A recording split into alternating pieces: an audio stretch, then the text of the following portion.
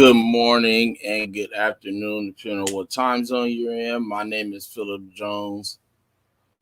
And I am Tafaro Cook, two-time kidney transplant recipient and founder of Kidney Care Coaches, where we coach people with stage 3 to stage 5 kidney disease. If you or you know someone who has kidney disease and they need to be coached, reach out to us at kidneycarecoaches.com. Today, Friday, Good Friday, we are going to talk about a professor from the University of Duke University. He talks about he has his article, and I found this article. I find it to be really, really interesting with what's going on right now. He states dialysis in the U.S. is a total mess, says Duke University business professor. And what he's talking about is what we're seeing in some of these dialysis centers. He says, I'm going to read this right here. He says, at Hatfield Dialysis Center, patients' deaths surged more than 6 times above the national average in 2018. Yet administrators failed to investigate why, according to state inspection reports. In Stone Mountain, clinical staff at, I won't say any names, mishandled potentially infectious waste and used dialysis machines that had broken parts for months. Another one, they said, I won't say any names about these places and nothing like that. A nurse in 2020 stored blood specimens inside a refrigerator that stored patient medication. And some of these things, when you're not in dialysis, you might not understand the travesty of these things. But these things can be really, really detrimental when you see somebody storing blood near medication. And these medications are going into people who are already sick. It could be the slightest thing that can take you out when you're on dialysis and your health is kind of teetering, especially with somebody who is sick. They're not just on dialysis, and the kidneys are not just failed. There's another something else going on that caused that. Okay, it's another modality that caused that. So we're talking about right now that this professor found out that he's a critic of dialysis corporations, and he's saying basically that these dialysis centers aren't being staffed the proper way. They're not having the proper dialysis techs. They're not having enough techs for the the amount of patients they have, and they're also, talking about they're not being cleaned up to standards, and they're not being kept up to standards.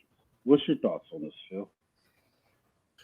Well, we all know as dialysis patients or people who have been in a dialysis center or work, as a patient, whatever the case may be, how important sterilization is and cleanliness in the center, right? It's one of the most important things next to this, having actual staff workers and patients, that are getting the care there.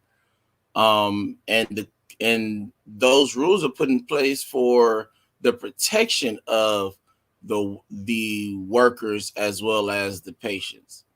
And it's important for, if you're an in-center dialysis patient, it's important for you to know how the sterilization process works for your center, right? There are certain things uh, that should and should not be going on when it comes to that in your center, right?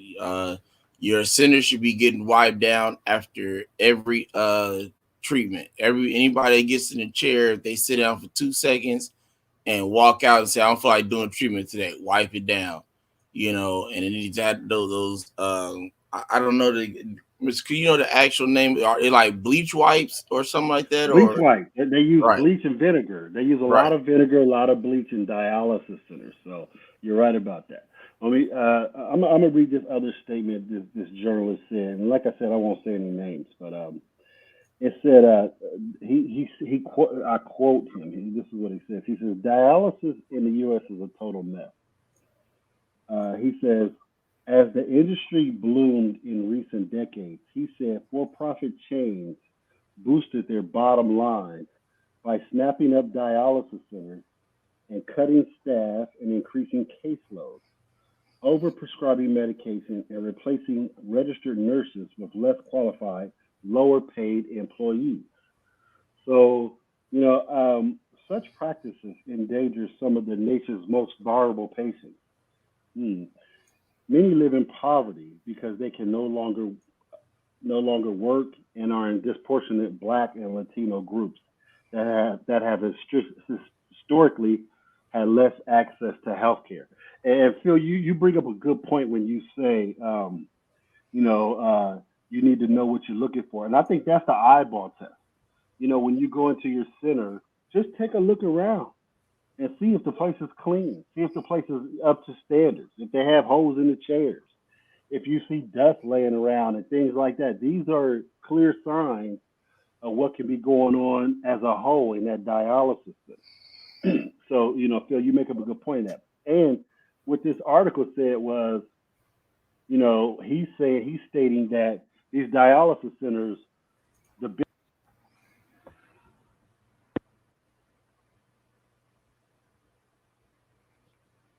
can you hear me? Yeah, now you're back. Yeah, Sorry about that. He you said good. these big chains are snatching up these little ones and buying them and then cutting them out, cutting out the top nurses and stuff, getting lower paid people so they ain't got to pay them that much and they make that money. Now, some of these dialysis centers they say they're not, but they're killing the game when it comes to this money game. You know what doesn't make sense about that is you increase the caseload of patients, cut the staff, uh, to try to, I guess, receive more money or whatever, however that works with the centers and the patients and stuff. But what you don't understand is you now are putting a number of people at risk with a smaller amount of staff, right? Mm-hmm. And when you do that, you also put the center itself at risk because after a certain amount of time, like we were just talking about, being in, these nurses and stuff being in certain positions, they get stressed out because they don't have the help and they take on double the patients and things like that, right? So they get to the point where they're like, you know what, I can't take it no more. I'm done. I'm quitting. I'm it's people that would rather go back to school for a different degree than stay in center on a job and they wanted to do it, but because of certain decisions that have been made, have forced these people out of it, out of something they love. They want to help people. They want this job, but because you don't want to give them the help that they need all the way around the board and number of areas that we're not going to talk about as well, you lose them now because you won't just give them the help that they not only need but deserve. So it's important to make sure that things stay equal, right? You got to keep it on the equal playing field. So to try to give a more patience to a smaller amount of staff is not a smart decision to make. At least in my eyes, Yeah, I could be wrong. I totally agree with you that because at the end of the day, like you and I were talking about, Medicaid and Medicare, CMS, they used to do a situation where it was a la carte. Now they give you a bundle, and some of these dialysis centers is getting hit with penalties, and so that the penalties is taking money away from them, and so that can even be more critical.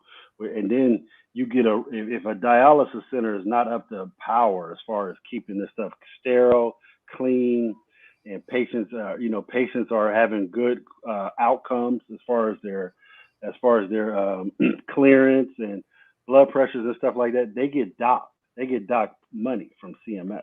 So that's even the bigger standpoint right there. They don't want to lose their money. But the biggest standpoint is people are dying in these situations. They're not getting healthier. They're dying.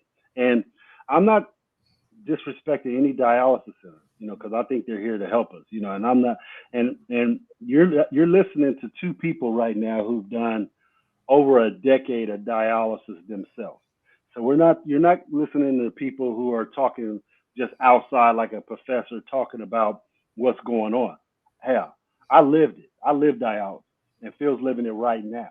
So you're not talking to somebody who don't know what they're talking about. I did in center for 6.5. I'm sorry, 5.5 years. I did hemo for 6.5. Yeah, but again, you're not just listening to somebody who I've been in different centers and I've seen things go on, and I'm quite sure you have, Phil, you as well. Um, what do you think could be the talk about your experience in center dialysis? How'd they go? For me, and this is why I know really what an in center should be, looking like, is because I was I won't say where, but I was at Davita. It was, not it was right around the corner from my house. And that's where I went the whole time I was on in center hemo, was that center. But it was the most thorough center. I've also been in a hospital and stuff like that, and walked into other centers, maybe to speak to Mm-hmm. people or whatever. Mm-hmm. Mm-hmm. And I know for a fact that when it came to our staff, we had one of the best staffs for in center hemodialysis. They had two uh like basically, I guess you can call me the technicians or janitors that came in thoroughly cleaned. When somebody gets out the chair, it's being wiped down, it's being mopped around, the machines are getting wiped down.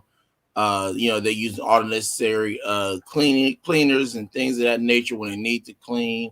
The front was, and even like in the front, like where the receptionist area and stuff is, she would Lobby even was be on up point. there, cleaning that stuff, making sure that stuff is Mm-hmm. clean. The windows was Mm-hmm. always being clean. Mm-hmm. The work areas where they have to get medicines, draw medicines and needles and things of Mm-hmm. that nature. They had sharp containers all over the place, to make sure that they have a place to put these things instead of getting Right. lazy and saying, "Oh, there's Right. no sharp container. I'm putting it in the regular trash." Right? They made sure they placed those there. The bathrooms were always clean. Mm-hmm. All that stuff was done the right way, and then on top of that aspect of it with the sterilization, the staff was awesome. It didn't matter who you had. It was very few times where there was infiltrations and things like that going on. They were all very professional. Most of them that worked in that center that I was at worked dialysis offices during the day in hospitals. So they worked on the Mm-hmm. dialysis Yep. floors and stuff like that. And then like Mm-hmm. weekends, they would come in and work, there. One of those nurses was actually my own personal nurse on my dialysis team. And so I would see her every weekend. I'd have an appointment on Tuesday, and then be like, "All right, see you on see you Saturday," because I was see her every weekend. But they cared, and it's easy for you to tell the difference in care in a Yeah. center when somebody cares and when somebody doesn't, or even when they only care a little. It's a big difference in how they treat the patients, how they treat the center itself, how they want things run, and so that's why I try to make it a point to tell people, know what's supposed to be happening in your center, because you Right. never know if that can save you from a life or death situation. Know the ins and outs to it, study it, whatever you got to do to know it. Be your best advocate. That's what you're basically saying, and I totally Right. agree with that, man. I had the same experience, man, when I did hemo. I had wonderful nurses. What's incredible is some of the nurses I'm in contact with to this day. They still, I keep up with them. When I go to Columbus, I always go back to the center, show love. And when I was there, I always show love after I had my transplant. And again, Our center, I couldn't ask for a better place, man. It was wonderful. Everybody there was professional. I loved them. They always worked with the people in the right way. They were always on top of their game. When even from the weigh station, they was always okay. It's time to get weighed. Okay, it's time to this. They ran the thing like a well-oiled machine. Again, like you said, the place was clean. They cleaned with alcohol, vinegar, whatever. The floors was clean. Everything was immaculate, and it was ran up to power. And that's what that's why when I hear these other stories, I'm like, wow, that's kind of messed up. And I would travel every now and then when I was on hemo. And so I would go to different dialysis centers and I would notice that that other dialysis centers wasn't up to power to my dialysis center. And then some were, some were. But again, this goes back to being your best advocate. You being your best advocate, ask questions, find out what's going on, find out what's going on with you. Give the center you're at an eye test. Look around. See what's going on. Are people professional? Do you like the atmosphere? Ask questions. Ask questions about, the other dialysis patients. Hey, who's the best tech? How's the nurses here? They'll give you the information too because they've been there for a couple of years or so. So, like again, you got to do your homework, like Phil said. Phil was right on point with that, man. And I hate to hear, even in this article we listened to, I didn't read it all, but they even talked about, some people passing away because they got certain infections. And I can only imagine how critical this situation is. If you listen to us all week, everything we've been focusing on is in center, talking about nurses, talking about COVID-19, and talking about the disparities in these situations. Some of these disparities we see are down south in Georgia, rural areas, with the populations being black or Latinos. And that's the disparity right there where we see, what they're saying is, on some of these situations is these people are in poverty and they don't have the best care in the first place. They're not eating the best food. But just because that's happening, we still can't be like, okay, we can just treat them like any old kind of way and just run them any kind of way under dialysis. These are people too. We still need to, care for them as best possible. And that's where I'm coming at with that. And I do want to touch on one thing though. We you read it when we were talking, but I believe you said one person died from hepatitis C, right? Yeah. Which happens, mainly because of the sharing of a needle or something like that, right? Now, Yep. the reason why that's important information and why I wanted to touch on that is because if you can, right now, normally, I don't know how your center is or a number of other centers are around the country, um, but that area where they draw medicines and things of that nature should be kind of out in the open to a degree, right? Ours was in the middle of the room where there was no walls around it. It was just the cabinet area, but you could still see in it if you needed to, and things of Right. that nature, right? Um, if you can, because sometimes the positioning of your chair will disable you from being able to see that area completely. Um, watch when they do it. If you can turn around and look back, watch because you need to know that those things are being taken care of and being cautious of. They're not just, grabbing a needle they see on the table because, you may think, oh, this is a needle that I put here earlier. And it may have been a brand new needle that nobody ever touched when you put it there, but you didn't know that somebody used it and left it right back in the same spot, right? It needs to be brand new out the container, bucket, bag, whatever the case may, however they keep their stuff organized, a brand new one, top on at all times. Make sure that you pay attention to that because that's how you catch hepatitis C is in situations like that. And it could have been an accident. And at the same time, it could have been just one of those situations, right? So, but pay Accidents attention. do happen. You said what? Accidents do happen. But again, though, these things, like you just said, if you are a nurse or a tech, you got to be on point with that. You cannot let it slip up. Just like Phil said, use new needles. Don't assume. And if you do question it, just go get another needle. Just go get another whatever it has to be. But I think these what we're talking about is really really important because we have over hundreds of thousands of people doing dialysis every day, and when we see these kind of studies, when we see people doing finding out this information, it makes you go it makes you wake up again. When we're about to get out of this, but be your best advocate. Feel like Phil said, do the eyeball test, look around, see what's going on. Pay attention. You know, do your homework, do your math, and find out what's going on. See if this center is good. Ask questions, learn. Yeah, there's nothing wrong with being informed. That being informed can save your life in any type of Right, situation. right. But like Mr. Cooks touched on a number of times, and know about your center, right? Like you said, do the eyeball test. Look around. He said, if you see dust, or certain things not in certain positions or not, set up the way it should be set up, make a note of that. If it's not, have standards when you go into a dialysis center. You walk in there and you like, yeah, nah, Right. you got to See how double. see how the right. See how the nurses treat you. See how the techs treat you. Like I said, ask questions. Find out what's going on. Talk to your doctor. See if they got good bedside manners. All these things are important. Believe me, it's your health, and that's why you got to be your best advocate. It's your health. And you brought up a good, talk, get in touch with these doctors that are assigned at these dialysis centers.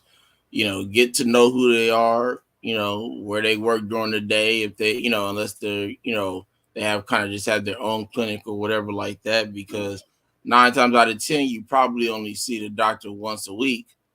Probably comes in on 9 times out of 10 on a Monday or something, or however his schedule is set up.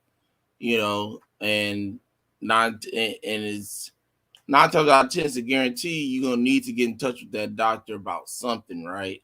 And like I mentioned before, how you talk to nurses is what they'll do. If you have a great rapport with your doctor or with the physician that's there at dialysis, things go a lot smoother for you, right? Mm-mm. You may have a situation where dialysis, excuse me, hiccups, make you, get you to itch. I used to deal with that at dialysis, right? I used to itch while I was on my machine. That was a issue I had. And so they had to prescribe Benadryl for me, Yeah, to get, yeah. usually at the beginning and in the middle of Mm-hmm. my treatment, it was split it in half. And I remember the first day that I dealt with that, and it was bad. Yeah. I thought I So did you about crack. to rip your skin off, man. It was on one. I'm like sitting there like, what is going on here, right? And so, so we had to contact that physician, immediately, because I'm like, they thought I was losing my goddamn mind in there. And I'm like, you don't understand. This is irritating right now. Mm-hmm. But we were able to get, got a message to him. He called back immediately, or put that order in for me, and make that change. Man, have a rapport with these people in these centers, the Yeah. janitors, the actual, the nurses, the techs, the doctors, the dietitians. Because see, what happens is the one thing that a lot of these people within the medical field, they want to know that you care about your own health, which will make them want to care more about your health and put you in whatever situation you need to be in to get better, strive if you're dealing with an illness or anything like that, where you can still live. Like one thing that we talk about on here a number of times, as Cook said, your quality of life, Yeah. being proactive in your health, and being having a great rapport with these medical workers will definitely earn you a better quality of life, because it'll put you in that position, to be able to make these moves and make adjustments and make things happen for yourself, for you to feel better, live better, So it's important to know those people, get to know those people, have a relationship with them. You have to see them every day anyways, almost, so you might as well. Yeah, that's all I got to say, man. I'm done. All right, brother. So yeah, I mean, that was our first week of Let's Talk. It was a great week. Great week. Still, trying our best to keep it 20 to 30 minutes. I think we did one day a little bit over 30, which is good for us because we trying to work on this time thing a lot. But we also want it to be impactful. We want it to be Right. informative to you. So, we're looking at the time, but we're not looking at the time. It's you know, Our goal is to unwasted. bring you, yeah, and our goal is to bring you information and talking about things that are falling through the cracks, that what people aren't recognizing, and we focused on a lot of dialysis this week, and every week, hopefully, we have a little topic on what we're going to, address and try to stay on that tip. But we talked about COVID-19 this week. We talked about in center, some of the things you need to look for, why if you are in center dialysis and things like that. But we just want to bring you, and then don't forget to chime in. Don't forget to ask questions. And some of the questions, if we don't know, we definitely will be trying to research and find out for you, because that's what we're about. So, and chime in because it's about a conversation. Let's talk. Let's talk about this. Let's talk about what's going on in the community, in the kidney community right now. For good, bad, and ugly. We got to address it all. We got to see what's going on. Most definitely. And because the second chance, it's not like it's just geared toward transplant. We talk more about transplant because that's our life. We live transplant life every day. So, that's where a lot of our interest is. But a second chance is just more than organ transplantation. So it'll be some times where we talk about uh, other current events outside Yep. of transplant. If Yep. you have questions about those or you want to hear us talk about, just either drop it in a comment, get in touch with us. I'm as soon as I get off here, I'm getting back on this website. I'm trying my best to have it launched tonight. If not tonight, then tomorrow morning for sure. But I'm shooting for tonight, and that'll be a way also for you to get in touch with us with a number of things I'm adding to the brand. We're trying to make a difference. I say this a lot. We're trying to change and save lives. So Right. that's our If goal. anybody needs Right. If anybody needs coaching and they're on stage 3 or stage 5 kidney disease, I would love to work with you. Our staff would love to work with you to get you. If you're on stage 3, our goal is to get you to stage 2. If you're on stage 4, our goal is to get you to stage 3, and give you top-notch information coming from the horse's mouth or somebody who's had 2 transplants. I'm in the process of writing a book called the 10 Dialysis Commandments, talking about 10 things you need to know to thrive and survive kidney dialysis. So get in touch with us at kidneycarecoaches.com. That's kidneycarecoaches.com. So we can work with you because there's a lot of information that falls through the cracks. There's education, and I respect the education. But what we're doing is we're your accountability team. We're going to coach you through the whole process and keep continuing coaching you, not just educate you where you just know, okay, I'm educated, and then go about your business. No, we we work with you throughout the whole process of you getting your transplant, coach you through the whole season. Some people can get educated, and that's cool. But when it comes to coaching, we're about outcomes. We want an outcome. We want you to have good outcomes. Education is great, but when it comes to coaching, when I coach players in football and basketball, the outcome was to win the game. The outcome was for an outcome. If I'm coaching you for kidney care coaches, the outcome is to get you better. If you're on stage 4, to get you to stage 3. If you're on stage 3, to get you to stage 2. If you're on dialysis, our goal is to get you a kidney transplant, get you compliant so you can get a kidney transplant. Whatever it may be, it might be you need to lose weight, you might need to do this, and get you ready and let you understand the process of a transplant. And it's a coaching process. And also, we hold you accountable to doing things the right way. And that's what this is about. So, education is great, and we love education, but this is coaching. And coaching is about outcomes, and we want to coach you for better outcomes. That's what we want. That's our goal. Well, you heard it straight from Mr. Cook. If you want the outcome, the number of things. Again, I brought up not too long ago. Your quality of life. Hmm. That's what that leads you to. That's what kidney care leads you to, is to be able to live a better quality of life. Right. So definitely tap into that, kidneycarecoaches.com. A second chance website. Hopefully, again, like I said, will be up tonight. Um, and we're moving forward. We're trying to make things happen. All over the board in a number of different ways. So, also, pay Great attention. things for 22. Great things for 2022. 2022, man, is going to be a great year. Yes.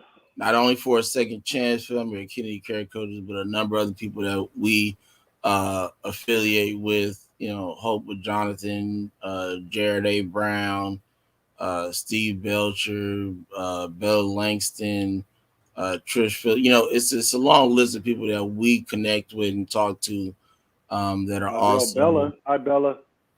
Hey, Bella.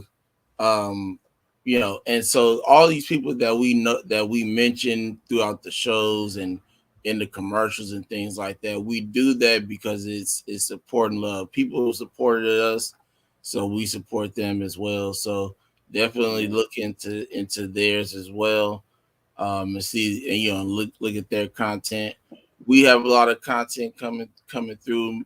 Kenny Care Coaches, as well, has a lot of things coming through. We got some more conferences coming up for you, that we're in the process of working on, um, in a number of different ways, transplant and non-transplant as well. So, like you said, 2022 is going to be a great year. So get ready, because we're coming. Hey, have a great weekend. We'll see you on Sunday night. We're talking to Alex Rosa, and she's gonna come through a second chance, tell her story of how she got to where she is and started uh, her LLC called Spice. And it's going to be a great conversation, a great continuing into 2022, especially after last week with Tay. That was a great show, and we ended 2021 with Mark Cornell, the kidney fighter. And it's just gonna keep going. That's what we're trying to do, is keep things rolling, right? So we appreciate your love, we appreciate your support. Have a great weekend. We'll see you back here on Sunday.